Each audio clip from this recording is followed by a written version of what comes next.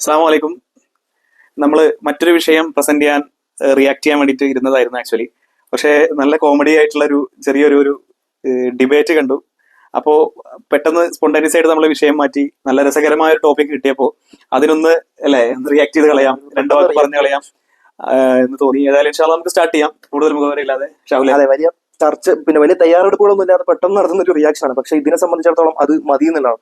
പ്രത്യേകിച്ച് പിന്നെ എല്ലാവർക്കും അറിയുന്ന കാര്യമായിരിക്കും, കഴിഞ്ഞ പിന്നെ 1-2 ദിവസങ്ങളായിട്ട് ശ്രീ രാഹുൽ ഈശ്വറിനും അതുപോലെ തന്നെ വാതുറന്നാൽ നുണ മാത്രമേ താൻ പറയുമെന്ന് സ്വയം പ്രഖ്യാപിച്ചിരിക്കുന്ന ഇസ്ലാം വിരോധിയും സ്വയം ആയിട്ടുള്ള ഒരു വ്യക്തി, ഇവർക്കിടയിലുള്ള കുറച്ച് അഭിപ്രായ വ്യത്യാസങ്ങൾ. അപ്പോൾ അതിൽ പിന്നെ ChatGPT നൽകുന്ന ഒരു ഇൻഫർമേഷൻ അനുസരിച്ചിട്ട് അല്ലെങ്കിൽ ഒരു റിസൾട്ട് അനുസരിച്ചിട്ട് ഇസ്ലാമാണ് വളരെയധികം വയലന്റ് ആയിട്ടുള്ള ഒരു റിലീജിയൻ എന്ന് സ്ഥാപിക്കാനാണ് പിന്നെ ആരിഫ് ഹുസൈൻ ശ്രമിച്ചുകൊണ്ടിരിക്കുന്നത്.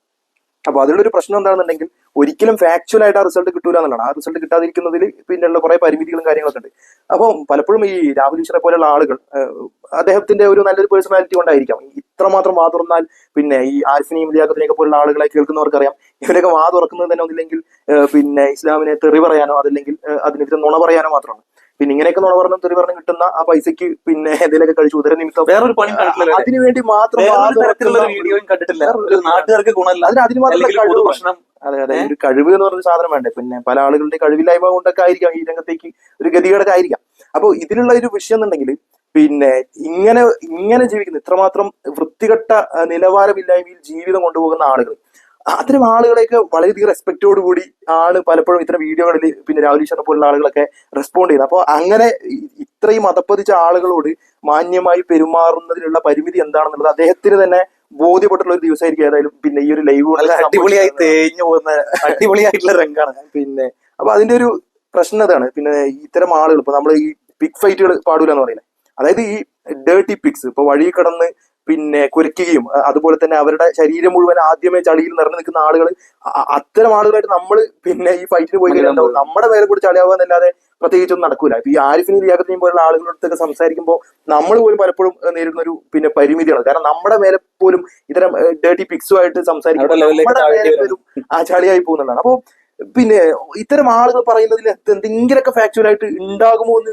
പിന്നെ സത്യസന്ധമായി വിചാരിക്കുന്ന ആരെങ്കിലും ഒക്കെ ജീവനോട് ഉണ്ടാവുമെന്ന് ഞാൻ വിചാരിക്കുന്നില്ല. ഇനി അങ്ങനെ പിന്നെ എന്തെങ്കിലും തരത്തിൽ ബുദ്ധിപരമായുള്ള പ്രശ്നങ്ങൾ ഉള്ള ആളുകൾ ഉണ്ട് എന്നുണ്ടെങ്കിൽ അവർക്ക് പോലും ഇവരെത്ര തരികിടയാണ് എന്ന് ബോധ്യപ്പെടുത്തി തരുന്ന ഒരു ലൈവാണ് പിന്നെ നമുക്ക് രാഹുൽ ഈശ്വറിനും ആരിഫിനും ഇടയിലുള്ളത്. നമുക്കത് ജസ്റ്റ് കണ്ടുകൊണ്ട് തുടങ്ങാം. അപ്പോൾ ഇത് പറയുന്നതിന് മുമ്പ് തന്നെ ഈ ഒരു ചർച്ച ഇതിന്റെ ആരംഭത്തിലുള്ള 50 മിനിറ്റോളം സമയവും പിന്നെ എന്തുകൊണ്ട് ഈ റിസൾട്ട് കിട്ടി, എങ്ങനെ ഈ റിസൾട്ട് കിട്ടി, എന്തുകൊണ്ട് ഞാനിങ്ങനെ പറയുന്നു എന്നൊക്കെ വളരെ നിലവാരമില്ലാത്ത രൂപത്തിലും എതിർപക്ഷത്തിരിക്കുന്ന ആളെ നെയിം കോൾ ചെയ്തും ഒക്കെയാണ് ഈ ആരിഫ് സംസാരിക്കുന്നത്. അങ്ങനെ 50 മിനിറ്റ് സംസാരിച്ചിട്ടും അതിനടുത്ത സമയം സംസാരിച്ചിട്ടും അതിനിടയിലൊന്നും ഇടപെടാതിരിക്കുകയാണ് ഈ രാഹുൽ ഈശ്വർ ചെയ്യുന്നത്.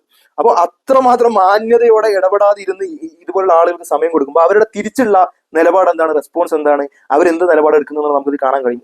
ഒരു 5 മിനിറ്റ് പോലും 2 മിനിറ്റ് പോലും തികച്ച് സംസാരിക്കാൻ ഇത്ര ആളുകൾ അനുവദിക്കുന്നില്ല എന്നുള്ളത് കണ്ടു നോക്കാം.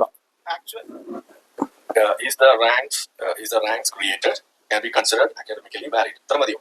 Academically valid അത് മാത്രം പോരാ, factually correct. ശരി, academically valid, factually correct. Neutral point of view. Neutral point അതെന്താണ് neutral point of view? Neutral ഇല്ലെങ്കിൽ എന്ത് നിലനിൽക്കും?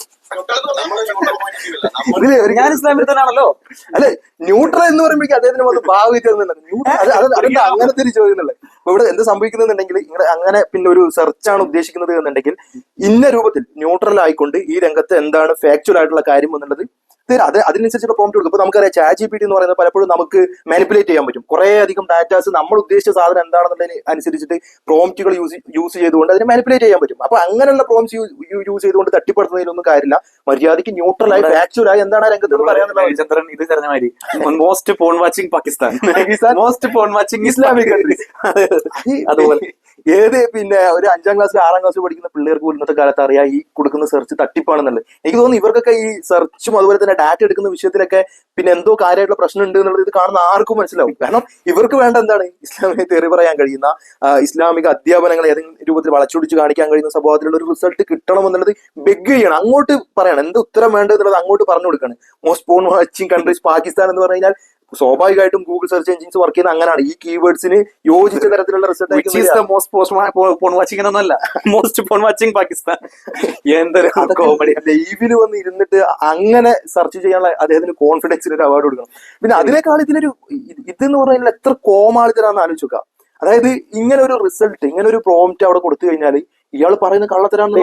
ലൈവായിട്ട് ന്യൂട്രൽ പോയിന്റ് ഓഫ് വ്യൂ കൊടുത്താൽ ചെയ്യും. അപ്പൊ ഞാൻ ന്യൂട്രൽ അല്ലല്ലോ. ന്യൂട്രൽ എന്ന് പറഞ്ഞാൽ ഒന്നില്ലെങ്കിൽ ഇദ്ദേഹം മണ്ടനായിരിക്കും, നിസ്സാര മണ്ടനായ പോലെ. കാരണം ന്യൂട്രൽ എന്ന് പറഞ്ഞു കഴിഞ്ഞാൽ ഇപ്പോൾ നമ്മൾ ഭൂമി ഉരുണ്ടതാണോ പരന്നതാണോ രണ്ട് അഭിപ്രായ വ്യത്യാസങ്ങൾ ഉണ്ടെങ്കിൽ ന്യൂട്രൽ ആയിട്ട് ഒരു ആൻസർ തരുമെന്ന് ചാറ്റ്ജിപിടിയോട് ചോദിച്ചു കഴിഞ്ഞാൽ അത് ഏതെങ്കിലും പക്ഷത്തേക്ക് ചാഞ്ഞു നിൽക്കുകയല്ല ചെയ്യുക. മറിച്ച് നിഷ്പക്ഷമായി ഫാക്ച്വലായി എവിഡൻസ് എന്താണോ പറയുന്നത് അതാണ് അവിടെ റിസൾട്ട് തരിക.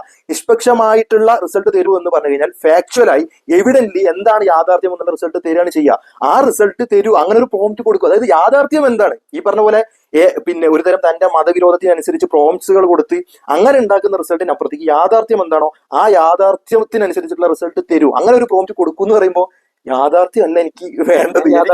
ഞാൻ ഒരു സൈഡിലാണ് പറയുന്നത്, ഞാൻ ഒരു സൈഡാണ്. ആ സൈഡ് എന്താണ്, ഈ മതവിരോധവും വർഗീയതയും നിരന്തരമായി ഈ മതവിരോധം ഛർദ്ദിച്ചുകൊണ്ടിരിക്കുന്നതൊക്കെയാണ് അദ്ദേഹത്തിന്റെ അസുഖം എന്ന് പറയുന്നത്. അപ്പൊ ആ അസുഖത്തിൽ നിൽക്കുന്ന ഒരാൾക്ക് യാഥാർത്ഥ്യം എന്താണ്, ന്യൂട്രൽ എന്താണെന്നുള്ളത് അറിയുന്നില്ല എന്നൊക്കെ പറയുന്നത് കോമാളിത്തരമാണ്. ഇത് അറിയായികയല്ല. ഇത് ഇങ്ങനൊരു ക്ലിയർ കട്ടായിട്ട് ഇങ്ങനെ ഒരു റിസൾട്ട് കിട്ടിക്കഴിഞ്ഞാൽ അവിടെ ലൈവ് ആയിരുന്നു തേയേണ്ടി വരും എന്നുള്ളത് കൊണ്ടാണ് അദ്ദേഹം അവിടെ കിടന്ന് ഈ വെപ്രാളം കാണിക്കുന്നത്. ഇനി ആ വെപ്രാളം നമുക്ക് ഒന്നുകൂടെ കാണാം. അത് നമ്മുടെ ന്യൂട്രാലിറ്റി എന്നെ സംബന്ധിച്ചിടത്തോളം അത് വേണേ ഞാൻ ചോദിക്കാം. ന്യൂട്രൽ ഞാൻ വെറുപ്പുൽപാദകനാണ്, പച്ചക്ക് പറയണം. അല്ല, എനിക്കങ്ങനെ ഫാക്ട്സിന് ഭയമുള്ള ആളുകളെ സന്തോഷിപ്പിക്കാൻ വേണ്ടി ഒരു കാര്യം ആളൊരു മണ്ടനാണോ? അല്ല, ഇത്തിരി ബുദ്ധിയുള്ള ഒരാൾക്ക് അറിയാൻ പറ്റുന്ന കാര്യമല്ലേ ന്യൂട്രൽ എന്ന് പറഞ്ഞു കഴിഞ്ഞാൽ. അത് തന്നെയാണ് ഫാക്ച്വൽ എന്ന് പറയുന്നത്. ഫാക്ച്വൽ ആയിട്ടുള്ള യാഥാർത്ഥ്യം എന്താണ് എന്ന് ചോദിക്കുന്നത് നമ്മൾ ന്യൂട്രൽ ആയിട്ടുള്ള ആൻസർ എന്ന് പറയുന്നത്. ഇത് ഫാക്ച്വൽ എന്താണെന്ന് അറിയില്ല, ന്യൂട്രൽ എന്താണെന്ന് അറിയില്ല. അറിയാത്ത പ്രശ്നമല്ല, അവൻ വെറുപ്പുൽപാദകനാണ്. ഞാൻ ഫാക്ച്വൽ പറയുന്ന ആളല്ല. ഇനി ഞാൻ തുരുതുര നുണ പറയും എന്ന് പച്ചക്ക് പറഞ്ഞ ആളല്ലേ. അവന്റെ ഒന്നും ഇതിൽ കൂടുതൽ എക്സ്പെക്ട് ചെയ്യാൻ. അതായത് നമ്മൾ പറഞ്ഞ ഈ ഡേർട്ടി പിക്സ് എന്ന് പറയില്ലേ, അവർക്കറിയാം അവരും ഈ പറഞ്ഞ നിലവാരമില്ലാത്ത പണി ചെയ്തുകൊണ്ടിരിക്കുന്നുള്ളത്. അപ്പൊ അതിന്റെയൊക്കെ ഫലമായിട്ടായിരിക്കും വെപ്രാളം. അതായത് തീയിൽ തൊട്ടാൽ പൊള്ളും എന്നുള്ളത് ന്യൂട്രൽ ആയിട്ടെന്ന് പറഞ്ഞു. തീയിൽ തൊട്ട പുള്ളി പെട്ടെന്ന് എന്തെങ്കിലുമൊക്കെ തരത്തിലൊന്ന് കഴിച്ചിലായി പോകാൻ വേണ്ടിട്ട് ഉദാഹരണം, തീ തൊട്ട പുള്ളു എന്റെ അതിനകത്ത് എന്താ പ്രശ്നം ഉള്ളത്? അത് ന്യൂട്രൽ അല്ലേ? അതാണ് ന്യൂട്രൽ എന്ന് പറയുന്നത്.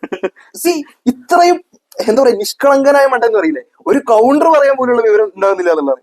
അതെങ്ങനെയാന്ന് പറയാം. അപ്പൊ തീരെ ഭയമില്ലാത്ത ആളുകൾക്ക് അത് കേട്ടാൽ വിഷമാവും. ഇപ്പൊ അത് മാറ്റി നോക്കും. പാവം ആലോചിക്കും. ബോംബ് പൊട്ടിച്ചാലും ഏത് ഇസ്ലാമിസ്റ്റ് വന്ന് ബോംബ് പൊട്ടിച്ചാലും ആളുകൾ ചാവില്ലേ? ചാവില്ലേ അത് പറയും. ഫാക്ച്വൽ ആയിട്ട് ഏത് മനുഷ്യൻ ബോംബ് പൊട്ടിച്ചു കഴിഞ്ഞാലും ചാവും. നാസ്തികർ ബോംബ് പൊട്ടിച്ചാലും ചാവും. ക്രിസ്ത്യാനികളാണെങ്കിലും പിന്നെ ഏത് ഐഡിയോളജി ആശയത്തെ പിൻപറ്റുന്ന ആളുകളാണെന്നുണ്ടെങ്കിലും ബോംബ് പൊട്ടിച്ചു കഴിഞ്ഞാൽ മരിക്കും. എന്താ അതിനകത്ത് എന്താ പ്രശ്നമുള്ളത്?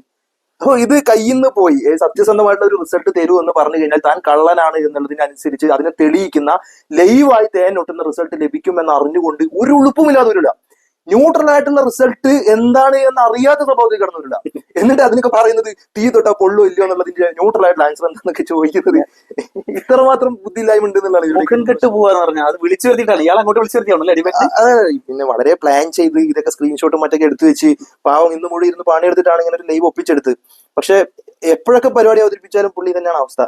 ബോംബ് പൊട്ടിച്ച രാഹുൽ ഈശ്വറിനെ മാത്രം ബോംബ് വെറുതെ വിടും. ഇസ്ലാമിസ്റ്റ് ഇടുന്ന സൂയിസൈഡ് ബോംബർ വന്ന് പൊട്ടുമ്പോ ചുറ്റുമുള്ള ആരായാലും ചാവും. ഓക്കെ, ആ ചോദ്യത്തിന് നമ്മുടെ വാല്യൂ എന്തല്ലോ പറയുന്നില്ല. ഇത് ഇവിടെ പറയേണ്ട ആവശ്യം എന്താണ്? പിന്നെ ഫാസിൽക്കൊക്കെ അതിന് മനസ്സിലായി. ഇതിവിടെ പറയേണ്ട ആവശ്യം എന്താണ്? ന്യൂട്രൽ ആയിട്ട് ഇന്ന കാര്യങ്ങൾ സംഭവിക്കുമെന്ന് ചോദിച്ചു കഴിഞ്ഞാൽ ഫാക്ച്വൽ എന്താണോ അത് സംഭവിക്കുക. ആരെങ്കിലും ഒരാളെ കൊന്നു കഴിഞ്ഞാൽ ആൾ മരിക്കും. അതിനെന്താണ്? അതായത് അവൻ എന്താ പറയുന്നത് അവൻ തന്നെ മനസ്സിലാവാത്ത അവസ്ഥ. എന്തല്ലോ പറഞ്ഞു. സത്യം പറഞ്ഞാൽ ഞാനിത് ലൈവിൽ കണ്ടിട്ട് ചിരിച്ചിട്ട് ഇത്രയും എന്താ പറയാ, എന്താണ് കൗണ്ടർ പറയാന്ന് പോലും അറിയാതെ അപ്പൊ അവ എന്തൊക്കെയോ പറഞ്ഞോണ്ടിരിക്കുകയാണ്. ഇസ്ലാം വെറുപ്പ് തുപ്പിയിട്ട് ഞാൻ എന്ത് ചെയ്യണം, ആൾക്കാരുടെ മുന്നിൽ മുഖം കെട്ടു പോകുമോ എന്ന് പോലും അറിയാതെ ലൈവിൽ വന്ന് തേയാണ്. എന്താ ചെയ്യണ്ടേന്ന് അറിയില്ല പുള്ളിക്ക്.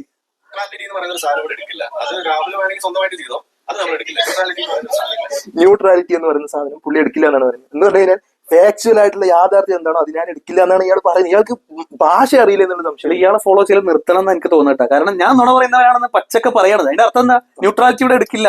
അതിന് ഇങ്ങനെ ഒന്നും സീരിയസ് ആയിട്ട് ആരെങ്കിലും കേൾക്കുന്നത് എനിക്ക് തോന്നില്ല. ഒന്നില്ലെങ്കിൽ സംഗതി കോമഡി ആയിട്ട് കാണാം, അത്രമാത്രം. വേറെ സീരിയസ് ആയിട്ട് ഒന്നും അയാൾ പോലും കാണുന്നുണ്ടാവില്ല സീരിയസ് ആയിട്ട്. പിന്നെ അയാൾ പോലും കാണുന്നുണ്ടാവില്ല. മാത്രമല്ല പിന്നെ ഇവന് പോലും അറിയാം ഇവൻ പറഞ്ഞുകൊണ്ടിരിക്കുന്ന നുണയാണെന്നുള്ളത്. ഇവൻ ഉറപ്പല്ലേ? ഉരുണ്ടുകൊണ്ടിരിക്കുക. പച്ചക്കാവൻ പറഞ്ഞില്ലേ ഇനി ഞാൻ എന്താണ് ചറപറ നുണ പറയുന്നത്, അതെ. അതാണ് തെളിച്ചുകൊണ്ടിരിക്കുകയാണ്. അത് പിന്നെ ഇങ്ങനെ നുണ പറയുമ്പോൾ ഒരു പ്രശ്നം ഇതാണ്, അതിന് കൺസിസ്റ്റന്റ് ആയിട്ട് അതിനെ പിടിച്ചേക്കാൻ പറ്റൂല.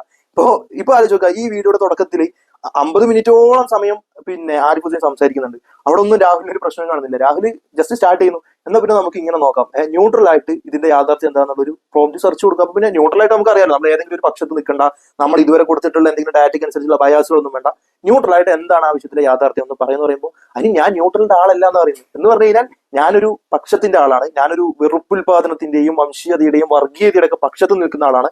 അതല്ലാതെ ന്യൂട്രലായി പിന്നെ പക്ഷം പിടിക്കാതെയുള്ള വർത്തമാനങ്ങളോ കാര്യങ്ങളോ ഒന്നുമല്ല ഞാൻ പറഞ്ഞുകൊണ്ടിരിക്കുന്നതാണ് പച്ചയ്ക്ക് ഇദ്ദേഹം പറയുന്നത്. അപ്പൊ നേരത്തെ ഞാൻ നുണ പറയും എന്ന് പറയുന്നത് പോലെ തന്നെ ഞാൻ നുണ പറയും, പിന്നെ ഒരു പക്ഷപരമായിട്ടും പക്ഷപാതിത്വത്തോടു കൂടിയും വെറുപ്പോടു കൂടിയൊക്കെ ഒരു വിഭാഗത്തോട് സംസാരിക്കും എന്നുള്ള സ്വഭാവം തന്നെ ഇവിടെയും പറഞ്ഞുകൊണ്ടിരിക്കുന്നത്. അതായത് ഇതാണ് പറയുന്നത്, നമ്മൾ ഈ വാ തുറന്നാൽ നുണ മാത്രമേ ഒരു വിഭാഗത്തിനെതിരെ ഞാൻ പറഞ്ഞുകൊണ്ടിരിക്കൂ എന്ന് സ്വയം സമ്മതിച്ചിരിക്കുന്ന ഒരാളായിട്ട് പിന്നെ സംവാദം സാധ്യല്ല അല്ലേ. നമ്മൾ പിന്നെ ഈ എന്താ പറയാ, വാ തുറന്നാൽ നുണയും തെറിയും മാത്രം പറയുന്ന ഒരാളായിട്ട് നമുക്ക് സംസാരം സാധ്യമല്ല.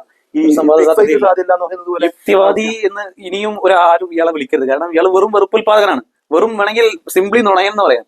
യുക്തിവാദികൾക്ക് മാന്യരായ യുക്തിവാദികൾ മുമ്പുണ്ടായിട്ടുണ്ട്, മാന്യമായ വിമർശനം പറയുന്ന, എന്നാൽ ഇസ്ലാമിനെ അപരവൽക്കരിക്കാൻ ശ്രമിക്കാത്ത, ഇസ്ലാമിനെതിരെ വെറുപ്പുൽപാദിപ്പിക്കാത്ത, നുണ പറയാത്ത, അവരെ അണ്ടർസ്റ്റാൻഡിങ് കലാസോട് കൂടി യുക്തിവാദം പറയുന്ന, പഠിച്ചോനില്ല, നിരീശ്വരവാദം ശാസ്ത്രീയമായിട്ട് തെളിയിക്കുന്ന, അങ്ങനെ നല്ല മുഖലിസായ യുക്തിവാദികൾ ഉണ്ടായിരുന്നു.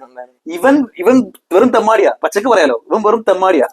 പിന്നെ ഇപ്പൊ പറയാൻ പറ്റുള്ളൂ. ഇവന്റെ ഇഷ്യൂസിൽ തന്നെ നമ്മൾ നോക്കിക്കഴിഞ്ഞാൽ അറിയാം, പിന്നെ ഇവന്റെ കുടുംബത്തിൽ നിന്നുള്ള നിലപാട് ഡിസർവ് ചെയ്യാത്ത വെറും. ഇപ്പോ ഇവന്റെ മാതാവിനെ ആരോ ഫോൺ കോൾ ചെയ്യുന്ന ആ ഒരു വിഷയം വരണ്ട്. ഫോൺ കോൾ ചെയ്ത് എന്താണ് വിഷയങ്ങൾ, എന്താണ് പിന്നെ ഇവന് സംഭവിച്ചത് എന്നുള്ളതിനെ കുറിച്ചൊക്കെ ഇവന്റെ ലൈഫ് നോക്കി കഴിഞ്ഞാൽ നമുക്കറിയാം അട്ടർ ഫ്ലോപ്പാണ്. 1, 2, 3 ഭാര്യമാരൊക്കെ ഇട്ടോണ്ട് പോയാൽ അവർക്ക് പോലും സഹിക്കാൻ കഴിയാതെ കളഞ്ഞിട്ട് പോയ ടൈപ്പ് സാമൂഹ്യ ചവറുകളാണ് ഇതുപോലുള്ള ആളുകൾ. അപ്പോ കുടുംബത്തിലെടുക്കാത്ത, സമൂഹത്തിലെടുക്കാത്ത, സ്വന്തം മാതാപിതാക്കൾക്ക് പോലും അറപ്പാകുന്ന തരത്തിൽ ജീവിക്കുന്ന ഇത്തരം സാമൂഹ്യ മാലിന്യങ്ങൾ സ്വാഭാവികമായിട്ടും പുറത്തു പോകുമ്പോൾ പലർക്കും സംഭവം കേട്ടോ, ഈ ജീവിതത്തിലെ തിക്താനുഭവങ്ങള് എനിക്ക് എന്തുകൊണ്ട് ഇങ്ങനെ വന്നു, അത് പടച്ചോനല്ലേ, നീ പടച്ചോനക്കെതിരെ ബാക്കിയുള്ള ജീവിതം, അങ്ങനെ ഒരുപാട് കേസുകളുണ്ട്. ഇവനൊക്കെ ആ ടൈപ്പാണ്, പടച്ചോനല്ലേ ഇങ്ങനെ കേരളത്തിന്റെ കാരണം. ഇവ മാത്രമല്ല, കേരളത്തിന്റെ ചുറ്റുപാടിൽ നിന്ന് വരുന്ന മിക്ക ഇത്തരം നാസ്തികരെ എടുത്ത് നോക്കിക്കഴിഞ്ഞാലും അവർക്കൊക്കെ ഈ പറഞ്ഞ സ്വഭാവത്തിൽ വളരെ ഫെയിലിയർ ആയിട്ടുള്ള ജീവിതം കൊണ്ടു നടക്കുന്ന ആൾക്കാരായിരിക്കും. അപ്പൊ അങ്ങനെയുള്ള ആൾക്കാർ എന്താ ചെയ്യാന്ന് ചോദിച്ചു കഴിഞ്ഞാൽ ഈ ഒരു തരം എന്താ പറയുക, ചാവേറുകളാവാന്ന് പറയില്ലേ, അവർക്കൊരു നിലവാരമില്ല എന്നുള്ളത് അവർക്കറിയാം. അതേസമയം മറ്റുള്ളവരോടുള്ള പ്രതികാര ബുദ്ധിയിൽ വായി തോന്നിയത് വിളിച്ചു പറയുന്നതാണ്. ഉലായിക്കെല്ലാം എന്നിട്ട് അള്ളാഹ് തന്നെ തിരുത്ത, ഉലായിക്കൽ അവൻ നാൽക്കാലികളെ പോലെയാണ്. പിന്നെ അള്ളാഹുവിനെ തിരുത്തിയിട്ട് വീണ്ടും പറയാണ് ബൽഹും, അതല്ല അതിനേക്കാളും പോച്ചാണെന്ന്. അല്ലെങ്കിൽ എത്ര കൃത്യമാണ് അള്ളാഹുവിന്റെ പ്രയോഗം. ആ വേർഡിന്റെ ഒക്കെ പ്രയോഗം നമുക്ക് എത്ര വാല്യൂഡ് ആണെന്നുള്ളത് മനസ്സിലാവും ഇതുപോലുള്ള ആളുകളെ കാണുമ്പോഴാണ്. ഇനി താങ്കൾ ഈ കണ്ടെത്തിയ പർട്ടിക്കുലർ സാധനം ഈ ചാറ്റ് ബോക്സിന്റെ അവസാനമെങ്കിലും ഇട്ട് ഇത് അക്കാഡമിക്കലി വാലിഡ് ആണോ ചോദിച്ചു നോക്കൂ, വാലിഡ് ആണോ ചോദിച്ചു നോക്കൂ. ഞാൻ അവിടെ ക്ലെയിം ചെയ്തിട്ടുണ്ടോ? ഇത് എന്ത് വാലിഡ് ആണ്? ഇതിന് ആ റെസ്പോൺസ് ഉണ്ട്, ഇത് നമ്മൾ ഉണ്ടാക്കുന്ന ഒരു സാധനം, അതായത് ഫാക്ച്വൽ ആണോ എവിഡൻസ് ബേസ്ഡ് ആണോ എന്നൊന്നല്ല. ഇവിടെ നമ്മൾ നമ്മൾ നടത്തുന്ന റിസർച്ച്, അതിന്റെ റിസൾട്ട് ഇത് അക്കാഡമിക് ആണോ, ഇത് ഞാൻ എവിടെയെങ്കിലും കൊണ്ട് പബ്ലിഷ് ചെയ്ത് എനിക്ക് PhD കിട്ടുന്നോ, ഞാൻ എവിടെയെങ്കിലും ഇവിടെ അക്കാഡമിക് വാലിഡ് ആണെന്ന് ഞാൻ രാവിലെ ഇനി വേറെ എന്തെങ്കിലും ചോദിച്ചോ, അപ്പോഴും അക്കാഡമിക്കലി വാലിഡ് അല്ല. ChatGPT അങ്ങനെ നിങ്ങൾക്ക് എടുക്കാൻ കഴിയില്ല. ഇത് ആരെയും പറഞ്ഞു പറ്റിക്കുന്നത്? അക്കാഡമിക് വാലിഡ് ആയിട്ടുള്ള എന്താണ് ChatGPT നിങ്ങൾക്ക് കിട്ടുക? ഒന്നും കിട്ടാൻ പോകുന്നില്ല. അങ്ങനെയല്ലല്ലോ ഇതിന്റെ രീതി, അങ്ങനെയല്ലല്ലോ ഇതിന്റെ രീതി. പ്രൊപ്പഗൻഡ വാല്യൂ എന്ത് വാല്യൂ വേണമെങ്കിലും നിങ്ങൾ എടുത്തോ. പക്ഷേ ഇതിന്റെ ഉദ്ദേശം അതെ, ഞാനത് നിങ്ങൾ അങ്ങനെ വളരെ കാര്യമില്ല. അതെ ഞാനവിടെ ചോദിച്ചത്, എന്റെ ഉദ്ദേശം എന്താണെന്നുള്ളത് എഴുതി തരാൻ.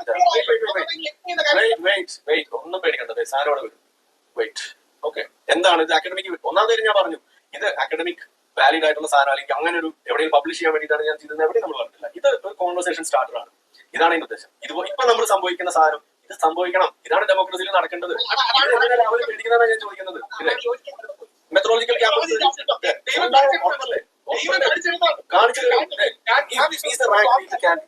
അയ്യപ്പനും ഡിങ്കനും വേണ്ട ഇവിടെ. ഇത് അക്കാഡമിക് ആയിട്ടുള്ള സാധനമാണ്, ഞാൻ ഇവിടെ ക്ലെയിം ചെയ്തിട്ടില്ല. ഓക്കെ, ഇത് വായിക്കും, മുഴുവൻ വായിക്കും. Okay, is the rank created can be considered academically valid, factually correct? Thought for 44 seconds. Short answer no. അങ്ങനെ ഒരു തീർന്ന്, അതായത് കയ്യിൽ നിന്ന് പോയി. അതായത് ഇപ്പൊ ഇത് മുഴുവൻ പറഞ്ഞു വന്ന എന്തിന്റെ അടിസ്ഥാനത്തിലാണ് ഇവര് അത് ഇസ്ലാം എന്ന് പറയുന്നത് വളരെ വയലന്റ് ആയിട്ടുള്ള റിലീജിയൻ ആണ്. എവിഡന്റ്ലി അത് അങ്ങനെ തന്നെയാണ്. അത് തന്നെയാണ് ChatGPT പറയുന്നത് എന്നുള്ള. അപ്പൊ സിമ്പിൾ ഇത്രേ ഉള്ളൂ. അങ്ങനെയാണെന്നുണ്ടെങ്കിൽ അക്കാദമിക് ആണോ എന്ന് ചോദിച്ചു കഴിഞ്ഞാൽ ആധികാരികമാണോ എന്നുള്ള അർത്ഥത്തിലാണ് അത് ചോദിക്കുന്നത്. ആധികാരികമാണോ? ChatGPT പറയുന്നുണ്ട് ഇതിനങ്ങനെ വിശ്വാസ്യത, ആധികാരികത അവകാശപ്പെടാൻ കഴിയില്ല. No, short answer. അതായത് ഈ ഹോൾ വ്യത്യാസം ഉണ്ടല്ലോ, എന്തിന്റെ ബേസിലാണ്, പിന്നെ ഏത് ഐഡിയോളജിയാണ് കൂടുതൽ വയലന്റ്, ഇസ്ലാമാണ് കൂടുതൽ വയലന്റ് എന്നൊക്കെ പറയുന്ന ആ ഒരു സാധനം കൊണ്ടാണല്ലോ ഈ വന്നത്. അത് അക്കാദമിക്കലി വാലിഡ് അല്ലാന്ന് അതേ ChatGPT ഇറ്റ്സ് നോട്ട് അക്കാദമിക്കലി അവിടെ കഴിഞ്ഞ്. അത്രയും പിന്നെ എത്രയും കാര്യമായി ദിവസങ്ങളോളം കെട്ടിപ്പടുത്ത് കൊണ്ടുവന്നിരുന്ന ആ സാധനം അത് വിശ്വാസയോഗ്യമല്ല, തട്ടിക്കൂട്ടിയതാണ്, ഇദ്ദേഹത്തിന്റെ വെറുപ്പുൽപാദനത്തിന്റെ ഭാഗമായി ഉണ്ടാക്കിയെടുത്താണെന്നുള്ളത് ChatGPT തന്നെ പറഞ്ഞു കഴിഞ്ഞു. അതേ ചാറ്റിന്റെ തന്നെ ഭാഗമായിട്ട് പറഞ്ഞു കഴിഞ്ഞു എന്ന് പറഞ്ഞു കഴിഞ്ഞാൽ പിന്നെയും എന്നിട്ടും ഉളുപ്പില്ലാതെ ഞാൻ അങ്ങനെ പറയുന്നില്ലല്ലോ, ഞാൻ ന്യൂട്രൽ ആയിട്ടുള്ള എവിഡൻസുകൾ വേണമെന്ന് പറയുന്നില്ലല്ലോ, ഞാൻ പറയുന്ന അക്കാദമിക്കലി വാലിഡ് ആണെന്ന് ഞാൻ പറയുന്നില്ലല്ലോ, ഞാൻ പറയുന്നത് വിശ്വാസത്തിൽ എടുക്കാൻ പറ്റുമെന്ന് ഞാൻ പറയുന്നില്ലല്ലോ എന്ന് പറഞ്ഞു കഴിഞ്ഞാൽ ഞാനെങ്ങനെ നുണ പറയുന്ന അതാണ്. പിന്നെ വാ തുറന്നാൽ നുണയെ പറയുള്ളൂ എന്ന് സ്വയം സമ്മതിച്ചു കഴിഞ്ഞ ഒരാളായിട്ട് പിന്നെ നമ്മൾ സംസാരിക്കുന്നതിൽ അർത്ഥമില്ല. പിന്നെ ഈ ചാറ്റിൽ നോക്കിക്കഴിഞ്ഞാൽ തന്നെ ഉടനീളം ഈ പറയുന്ന എതിർപക്ഷത്തിരിക്കുന്ന പിന്നെ രാഹുൽ ഈശ്വറിനെ നിരന്തരമായി നെയിം കോൾ ചെയ്യണം ചെയ്യുന്നത്. അതുപോലെ തന്നെ പിന്നെ ഒരു കാര്യവുമില്ലാതെ സംസാരിക്കാൻ അനുവദിക്കാതെ പറഞ്ഞ ചോദ്യം തന്നെ, ആരിഫ് എന്ത് ചോദ്യമാണ്, ആ ചോദ്യം തന്നെ മണ്ടത്തരായിരിക്കും. അതിലൊന്നും പോകാനും സമയമില്ലാത്തതുകൊണ്ട്, സമയം പഴക്കമില്ലാത്തതുകൊണ്ടാണ്. ഒരു അർത്ഥവുമില്ലാത്ത ചോദ്യങ്ങൾ. ഇപ്പൊ ആ തീന്റെ ഒക്കെ വിഷയത്തിൽ പറയുന്ന പോലെ തീ പൊള്ളലേൽക്കെന്ന് പറഞ്ഞ് ന്യൂട്രലാണെന്നൊക്കെ ചോദിക്കുന്ന പോലെ മണ്ടൻ ചോദ്യങ്ങളാണ് റിപ്പീറ്റ് ചെയ്ത് ആവർത്തിച്ച് ചോദിക്കുന്നത്. അത്ര മണ്ടൻ ചോദ്യങ്ങൾ ആവർത്തിച്ച് ചോദിക്കുന്നത് മാത്രമല്ല, അതിന്റെ പേരിൽ, അങ്ങനെ ചോദിക്കുന്നതിന്റെ പേരിൽ എതിർപക്ഷത്തിരിക്കുന്ന ആളെ സംസാരിക്കാൻ അനുവദിക്കാതിരിക്കുക. ഇതിലുടനീളം ഇതിൽ തുടക്കത്തിൽ 50 മിനിറ്റിനടുത്ത് ആരിഫിനെ സംസാരിക്കാൻ അനുവദിക്കുമ്പോൾ 5 മിനിറ്റ് പോയിട്ട് 5 സെക്കൻഡ് പോലും തികച്ച എതിർപക്ഷത്തിരിക്കുന്ന ആളെ സംസാരിക്കാൻ അനുവദിക്കുന്നില്ല. അപ്പൊ നമുക്ക് ഇങ്ങനെ ഈ മതവിരോധം മൂത്ത് വട്ടായി പോയ തരത്തിലുള്ള ആളുകളെ ഏതെങ്കിലുമൊക്കെ ചികിത്സാ കേന്ദ്രങ്ങളിലേക്ക് പറഞ്ഞയക്കുക, അവരെ മാനസികമായി ശരിയാക്കി എടുക്കാനുള്ള എന്തെങ്കിലുമൊക്കെ മരുന്നുകൾ ഉണ്ടെങ്കിൽ അത് പ്രയോഗിക്കുക എന്നല്ലാതെ ഇങ്ങനെ പിന്നെ സാധാരണ മനുഷ്യന്മാർക്കിടയിൽ ഉണ്ടാകുന്ന തരത്തിലുള്ള സംസാരങ്ങൾ ഇത്തരം മതവിരോധം മൂത്ത് വട്ടായി പോയ തരത്തിലുള്ള ആളുകളുമായിട്ട് ഈ ഒരു പിഗ് ഫൈറ്റ് ലെവലിൽ നിന്ന് നമുക്കൊന്നും സംസാരിക്കാൻ പറ്റൂല എന്നുള്ളതാണ്. അപ്പോ അതെ, ഇവിടെ വളർത്തുന്ന പറഞ്ഞ മാതിരി ChatGPT എടുത്തവൻ ChatGPT തേഞ്ഞു പോയ വലിയൊരു വെല്ലുവിളി കൊണ്ടുവന്നിട്ട് ആ ChatGPT നോ എന്നുള്ള ആ ഒരൊറ്റ ആൻസറിൽ ആ ഉണ്ടാക്കിയെടുത്ത കഥ മുഴുവൻ അവിടെ തകർന്നു എന്നുള്ളതാണ്. അപ്പോ ഇവരൊക്കെ ഏതെങ്കിലും തരത്തിൽ വിശ്വാസത്തിൽ എടുക്കാം എന്ന് ഒരു തെറ്റിദ്ധാരണെങ്കിലും ഉണ്ടെങ്കിൽ പിന്നെ അവരെത്രത്തോളം മണ്ടന്മാരാണ് എന്നുള്ളതാണ് ഇതുപോലുള്ള ചർച്ചകൾ തെളിയിക്കുന്നത് എന്നുള്ളത്. പിന്നെ തേലുമായി വരുന്നത് വരെ നമുക്ക് കാത്തിരിക്കാം. അതെ, ഇൻഷാ അല്ലാ നല്ലൊരു മനോഹരമായ ഒരു തേയിലായിരുന്നു. ഇൻഷാ അല്ലാ പിന്നീട് കാണാം.